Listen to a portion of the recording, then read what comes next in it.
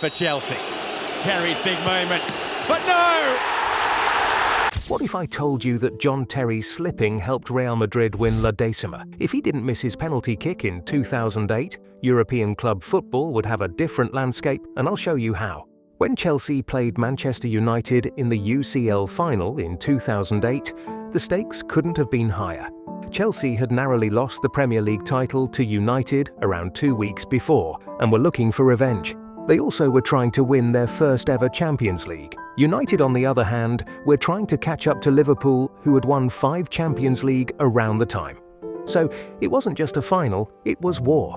Tackles flew, shots zipped about, tempers boiled, and eventually Didier Drogba's temper ran too hot and slapped Nemanja Vidic in the face. Drogba got a red card for his offence, and Chelsea were worried. They needed Drogba for the shootout, but they determined that without him, they would win. They almost did when Cristiano Ronaldo shot his penalty straight into Petr Cech's hands. Chelsea needed someone to finish the job. They needed a hero and upstepped. John Terry, captain, leader, but this time he wasn't a legend but a villain. Terry slipped just as he kicked the ball, and it struck the bar. Eventually Chelsea lost the shootout and entered into one of the most chaotic periods of their history. But what if Terry had scored? Chelsea would have won their first Champions League, UEFA Super Cup, and the Club World Cup too, and would have staked their claim of being one of an European powerhouse sooner.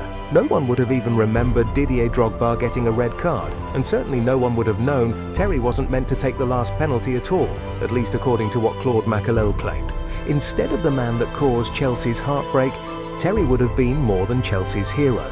He would have been Avram Grant's saviour. You could also be this channel's saviour by liking this video and not miss out on any other video by subscribing to this channel. In reality, after that loss in the final, former Chelsea owner Roman Abramovich sacked Grant for not delivering any trophy. However, this time Chelsea could kickstart another period of dominance, much like when they did when Jose Mourinho joined them in 2004. I think I'm a special one. Avram Grant replaced Mourinho, who left Chelsea in September 2007 and kept Chelsea in the Premier League title race until the last match day of the 2007-2008. If he was retained, Chelsea wouldn't have had a chaotic 2009 season where they had to hire and sack Felipe Scolari, who replaced Grant and signed Guus Hiddink on interim before signing Carlo Ancelotti in the 2009-10 season.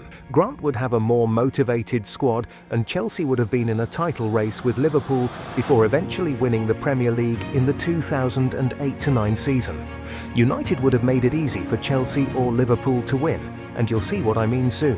United, on the other hand, would have Cristiano Ronaldo, who would have left for Real Madrid in the 2008 transfer window. Without his 18 goals, United would make winning the league easier for Chelsea. Also, he might not have won the 2008 Ballon d'Or. Winning the Champions League gave him an advantage over his rival Messi, and even if he would have eventually won the Ballon d'Or, it would have been close, just as the title race between Real Madrid and Barcelona would have been tight because of Cristiano's influence on Real Madrid. Real would also have had a better performance in the 2008-9 Champions League than they did in reality when they lost horribly against Liverpool.